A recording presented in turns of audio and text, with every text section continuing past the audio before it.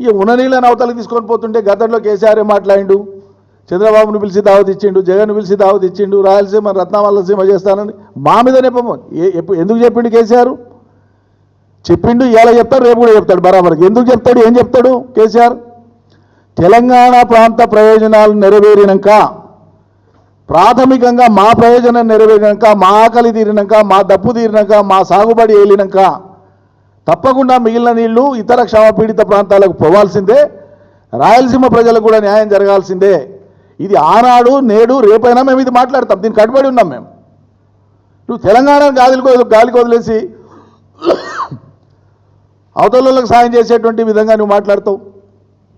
రోజు తెలంగాణను తేలిక చేసి మాట్లాడతావు, 10 ఏళ్ళ తెలంగాణను అవమానించి మాట్లాడతావు. కేసీఆర్ లేకపోతే నువ్వు ఎక్కడన్నా నాకు అర్థం కాదు. ఇది తమాషాగా ఉంది. తెలంగాణనే లేకపోతే నువ్వు తెలంగాణ ముఖ్యమంత్రి ఎట్లయితావు?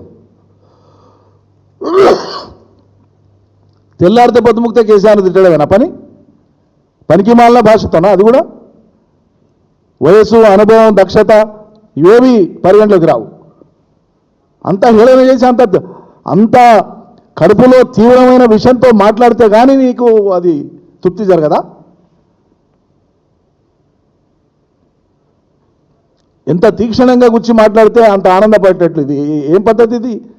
ఇది రకమైన మానసిక రుగ్మతనే అనిపిస్తుంది, నాకు అర్థం కాదు.